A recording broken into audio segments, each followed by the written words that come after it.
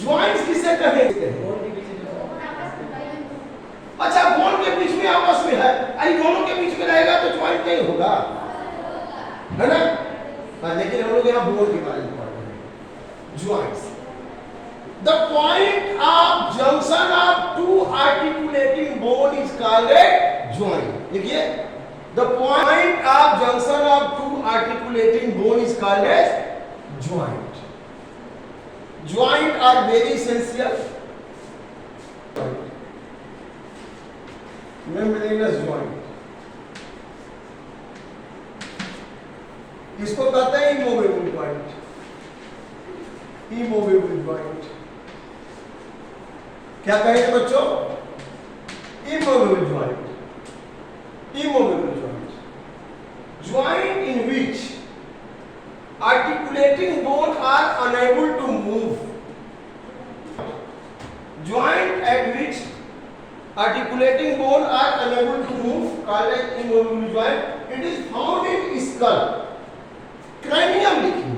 It is found in cranium। आपको दिखाया था ना, cranium में bone एकदम सुचूर बना लेता है, ऐसे बना करके ऐसे बना लिया। यहां पे कौन सी ज्वाइंट है? एक कौन सी ज्वाइंट थी? मेम्ब्रेनस ज्वाइंट हो गई ना। एक कैसी ज्वाइंट हो गई? Membranes. Membranes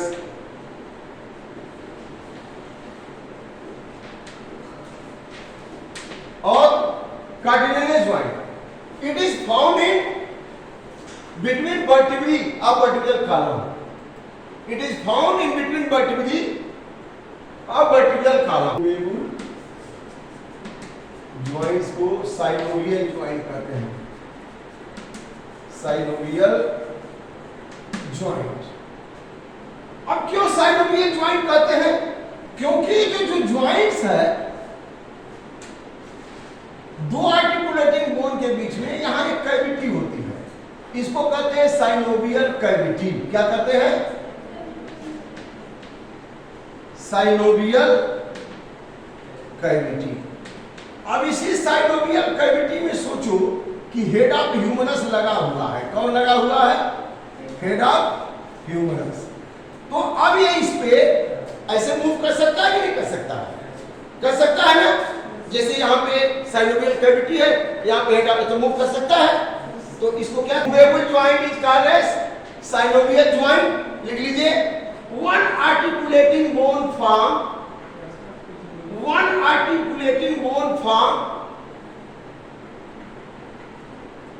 cavity like structure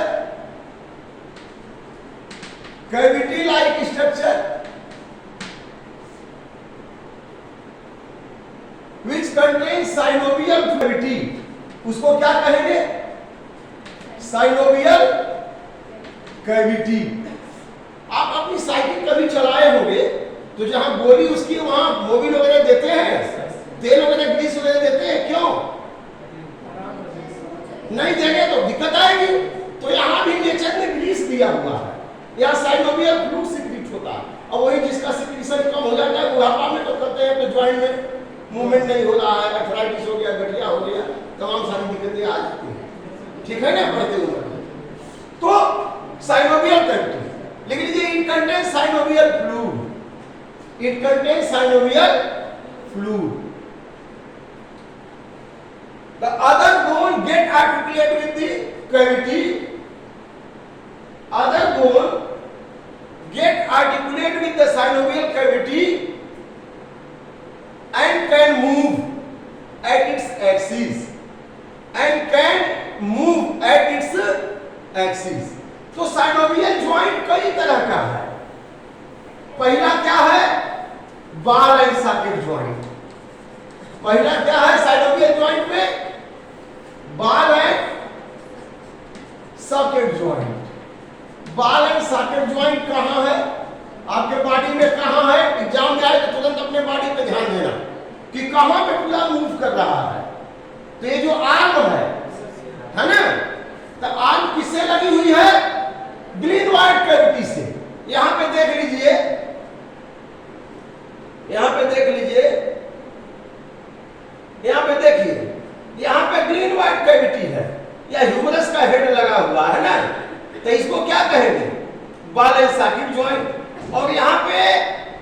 joint है।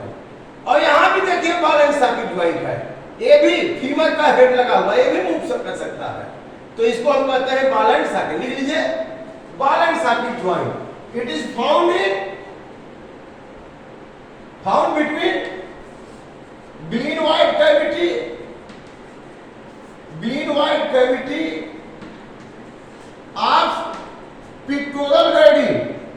ये पिक्टोरल गर्डिल है। कौन सी गर्डिल है? Pectoral girdle, pectoral girdle, glenoid cavity of pectoral girdle and head of humerus, and head of humerus, head of humerus और पिक्टोरल गर्डिल। देखिए यह क्या है? यह पिक्टोरल गर्डिल है और इसका हेड ऑफ ह्यूमरस है, ह्यूमरस। और पिक्टोरल गर्डिल का एक कौन सा कैविटी है? कौन सी कैविटी है? अरे ग्लीनोइड कैविटी। साइनोवियल कैविटी तो हो ही गई। इसी साइनोवियल कैविटी को हम ग्लीनोइड कैविटी कहेंगे। तो पूछ देगा नीट में glenoid cavity is found in pectoral girdle, pelvic girdle, both नाना पे वो चलो हो गया। अब किसमें होगा? पिक्टोरल गर्डिल में ग्लीनोइड होगा। और उसमें कौन सा फिक्स होगा? Head of humerus, head of femur, both. Head of humerus, head of, यहां पे ह्यूमरस है, यहां पे क्या है? ह्यूमरस है, तो फिक्स हो जाएगा। चलिए अब लिखिए। अच्छा ऐसे ही दूसरा एग्जांपल लिख लीजिए।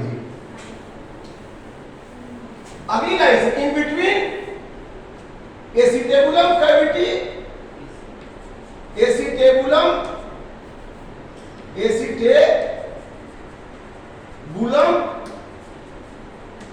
Cavity of pelvic girdle, acetabulum cavity of pelvic girdle and head of femur, head of femur. देखिए यहाँ पे है, अभी मैं ये दिखाया था मैं, ये देखिए यहाँ पे acetabulum cavity of pelvic girdle and head of femur. तो acetabulum cavity of pelvic girdle and head of femur, head of femur के बीच में पाया जाता है, ये भी मूव कर सकता है। So femur can move at its axis, so femur can move. Acetabulum cavity यहाँ पे तीन तरह की बोन से बनी होती है। यहाँ इलियम, इस्चियम, प्यूबिस। और यहाँ पे कैविटी हो गई ऐसे, और यहाँ पे ऐसे कैविटी हो गई।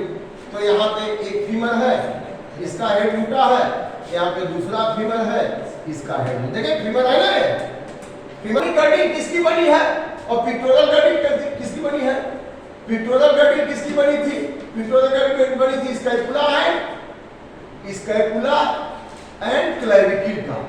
और पिक्टोरल गर्डिल, पिक्टोरल गर्डिल और pelvic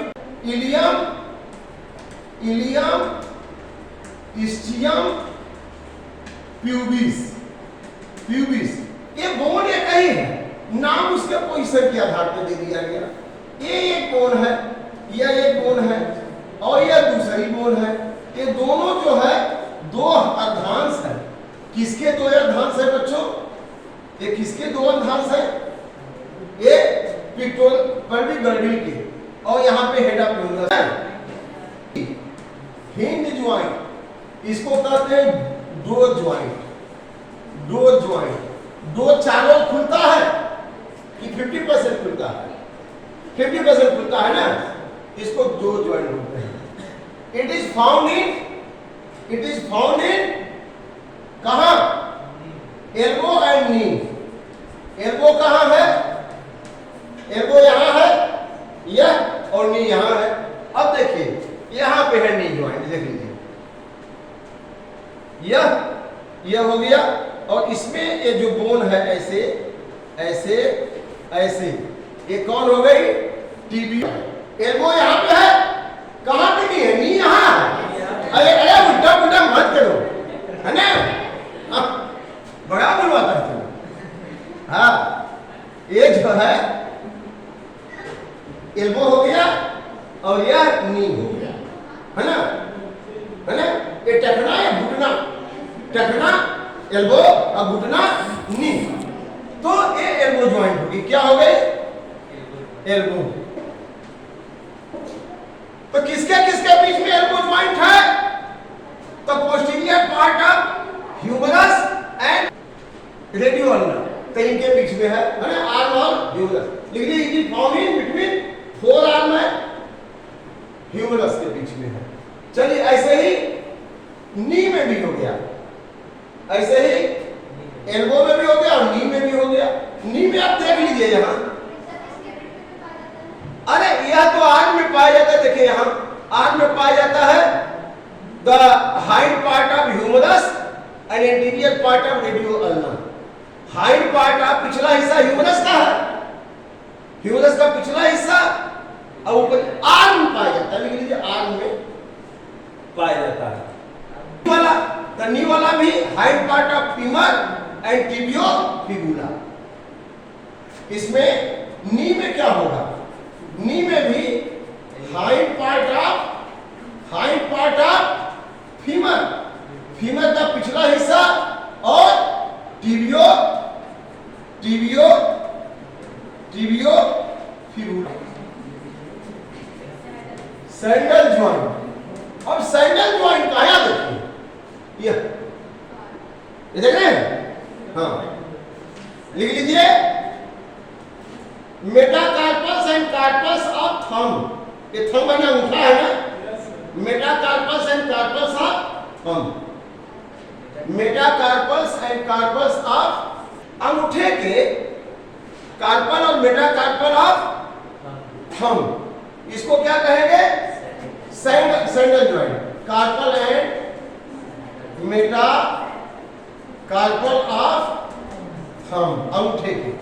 अब इसके बाद लिखिए gliding joint. Gliding joint GLIDING, gliding carpus, gliding joint between carpus. अच्छा बस लिख रहे हैं, चलिए ठीक है ग्लाइडिंग ज्वाइंट। अच्छा ये बताओ फाइबोइड ज्वाइंट कहां है? Fibroid joint is found between atlas and peg of axis vertebra. Peg of atlas हो, atlas and peg of axis vertebra. तो एक्सिस वर्टिब्रा क्या है बच्चों? ये एक्सिस वर्टिब्रा ऐसे है, ठीक है ना।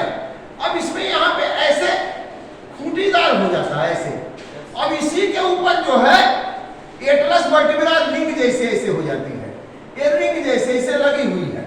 अब ये रिंग जैसे है, इसी के ऊपर हमारा क्या होता है? स्कल होता है। तो जब ये घूमेगी तो हमारा स्कल भी घूमेगा, तो पूरा गाड़ी घूम जाता है 360 एंगल, क्योंकि यह डाइकंडाइलिक होती है। हम लोग की क्या होती है? डाइकंडाइलिक। तो डाइकंडाइलिक है तो केवल 180 घूमेगा इधर इधर। अब बर्ड में मोनोकंडाइलिक होता है, देखते हैं कबूतर यहाँ बैठे घुमा के पीछे भी देख लेते, इधर भी देख लेते हैं, पूरा घुमा लेते हैं 360 एंगल, तो मोनोकंडाइलिक है। हम लोग क्या है? डाइकंडाइलिक। इसीलिए हम लोग केवल 180 पर ही रह जाते हैं। अरे टूट जाएगा, ऐसे मत करना। तो ये मोनोकंड, हम लोग डाइकंडाइलिक लिख लिया। तो लिख लीजिए the in between atlas and peg like axis of axis vertebra. लिख लीजिए Atlas can rotate around the axis, Atlas can rotate around the peg of axis, around the peg of axis. Axis के peg पे क्या कर सकता है बच्चों? घूम सकता है। और हमारा स्कल भी उसी के सहारे है ना, और skull is situated on the atlas vertebra, और skull is situated on the atlas, इसलिए हमारा गर्दन घूम पाता है। अब थोड़ा सा डिसाइडर फटाफट पकड़े, इसमें कोई दम नहीं है, बस देख लो। माइस्थीनिया ग्रेविस, माइस्थीनिया ग्रेविस क्या है जानते हैं? Myasthenia gravis auto immune disorder है। ऑटो इम्यून डिसऑर्डर में यह मसल्स है, और मसल्स है, यहां से न्यूरॉन आ रही है, और न्यूरॉन आकर के क्या बना रही है? Neuromuscular junction. अब सोचो ऑटो इम्यून डिसऑर्डर में हमारे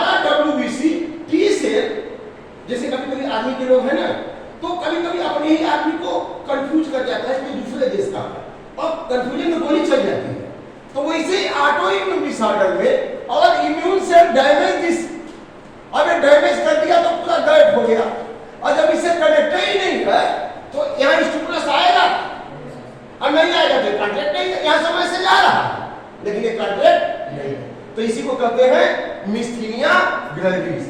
due to autotic immune disorder neuromuscular junction undergo fatigue, यहाँ फैटीग हो गया, यहाँ एसिटिलकोलिन नहीं आ पा रहा है, तो कोई कनेक्शन, जैसे हम यहाँ पर पढ़ा रहे हैं, हमको कोई मैसेज नहीं मिला, पता लगा वॉमिटिंग हो गई, पता लगेगा तब तो वैसे ही यहाँ पे मैसेज आ रहा है लेकिन इनको नहीं मिला, तो ये क्या हो गया, मिस्थीनिया ग्रेविस। ये कैसा है बच्चों, ऑटो इम्यून डिसऑर्डर है, इसमें पैरालिसिस हो जाता है। क्या हो जाता है, पैरालिसिस, जैसे कहते हैं हाथ नहीं उठ रहा, पैर नहीं उठ रहा, टटका रहे, कुछ पता ही नहीं लग रहा, तो वहां पे तो न्यूरोमस्कुलर जंक्शन खत्म हो गया, तो इसलिए ऐसा होता है। अगला है मस्कुलर डिस्ट्रॉफी। मस्कुलर डिस्ट्रॉफी में क्या होता है कि जो स्केलेटल मसल है डिजेनरेट करने लगती है, टूटने लगती है। अब ये जेनेटिक डिसऑर्डर है, जीन्स वगैरह ठीक से प्रोटीन नहीं बनवा पाए तो टूटने लगेगा, तो muscular dystrophy progressive degeneration of skeletal muscle due to genetic disorder, ये जेनेटिक डिसऑर्डर की वजह से। अब टिटेनी क्या है, हमारे मसल को कॉन्ट्रैक्ट करने के लिए कैल्शियम चाहिए, अगर कैल्शियम एकदम कम है तो मसल कॉन्ट्रैक्ट ही नहीं कर पाता है, जब आप फुला है तो फुला ही रह जाएगा, हाथ रह जाएगा, बड़ी सही रह जाएगी, तो इसको क्या कहते हैं, टिटेनी। यही रोग होता है जब किसी को टेटनस हो जाता है, उसको धनुष टंका, हड्डियां एकदम दर्द करने लगती है, आदमी परेशान हो जाता है, ठीक है ना। तो टिटेनी क्या है, rapid spasm in the muscle due to low calcium, calcium की मात्रा बहुत कम हो गई तो रैपिड स्पाम हो जाएगा, उसको क्या कहेंगे, टिटेनी। समझ आ गया, it is clear, due to low calcium. इसके बाद एथराइटिस। एथराइटिस क्या है, अब ये ज्वाइंट्स है, ये ज्वाइंट्स में इन्फ्लेमेशन हो गया, क्या हो गया, इन्फ्लेमेशन हो गया, अब ये ज्वाइंट्स मूव ही नहीं कर पा रहा है, तो अभी क्या हो गया, इसमें दर्द होने लगा, ज्वाइंट्स में चल नहीं पा रहे, दौड़ नहीं पा रहे, मूव नहीं कर पा रहा, उसको क्या कहेंगे, एथराइटिस कहते हैं, एथराइटिस हो गया। आजकल most of the world person में एथराइटिस कॉमन है कि नहीं, तो इन्फ्लेमेशन इन द ज्वाइंट्स। अब ऑस्टियोपोरोसिस क्या है, ऑस्टियोपोरोसिस में जैसे कि होता है, एक हार्मोन निकलता है हमारी बॉडी में जो ब्लड में से बोन में कैल्शियम को ले जाता है, उसको कहते हैं थायरोकैल्सिटोन, थायराइड कैल्शियम निकलता है, जो जब कैल्शियम खाते हैं ब्लड में आता है, ब्लड में से बोन में डिपॉजिट कराएगा तो बोन मजबूत होगी। अब कोई व्यक्ति कैल्शियम खा ही नहीं रहा है, ब्लड में कैल्शियम आ नहीं रहा है, तो फिर बोन में से कैल्शियम ब्लड में आने लगता है पैराथायरॉइड की वजह से, तो बोन में से जब कैल्शियम ब्लड में आएगा तो क्या होगा, हड्डियां क्या हो जाएंगी, कमजोर हो जाएंगी, पोरस हो जाएंगी, और पोरस हो जाएंगी तो उसको कहेंगे ऑस्टियोपोरोसिस। तो loss of calcium from the bone, so bone becomes week and that is called osteoporosis. यह हार्मोनल, जैसे कि मेल में, फीमेल में बड़े एज में हार्मोन की कमी हो जाती है, एस्ट्रोजन की, प्रोजेस्टेरोन की, टेस्टोस्टेरोन की, तो हार्मोन की कमी से डिपोजिशन कम होगा और हड्डियां क्या हो जाती है। देखिए ओल्ड एज में क्या होता है, कहीं थोड़ा सा भी हड्डी टूट जाती है, हड्डी ब्रेक करती है, तो ऑस्टियोपोरोसिस हो जाता है। इसलिए अभी से खा पी के मजबूत रहना है, मिलता है 100-200 ग्राम, उसको ले लेना है, शर्म नहीं करना है, मिलता है रोज, हाँ लेना है, तो ठीक है। अब इसके बाद गाउट। गाउट क्या है, गाउट में क्या होता है कि जो हमारा ज्वाइंट्स है, एक तो है कि यहाँ पे इन्फ्लेमेशन हो गया, यहाँ पे साइनोवियल फ्लूइड ही नहीं है, इसीलिए joint deposition of uric acid in the joints due to deposition of uric acid, जिसको जो है किडनी का प्रॉब्लम होता है, उसको ज्वाइंट का भी प्रॉब्लम हो जाता है, क्योंकि यूरिक एसिड यूरिया खूब बनेगा और जाके ज्वाइंट में जमा हो जाएगा। कभी देखते हैं कि साइकिल की गोली में वहां में बालू डाल दीजिए तो किकलाहट की आवाज आने लगती है, तो यहाँ भी जब आ जाएगा तो क्या होगा, दर्द होगा कि नहीं होगा, मूवी नहीं होगा, तो उसको क्या कहेंगे, गाउट। तो arthritis which occur due to deposition of uric acid is called as gout, ठीक है ना। तो अब ये सब जो है कंप्लीट हो गया। थैंक यू वेरी मच, पढ़ते लिखते रहिए।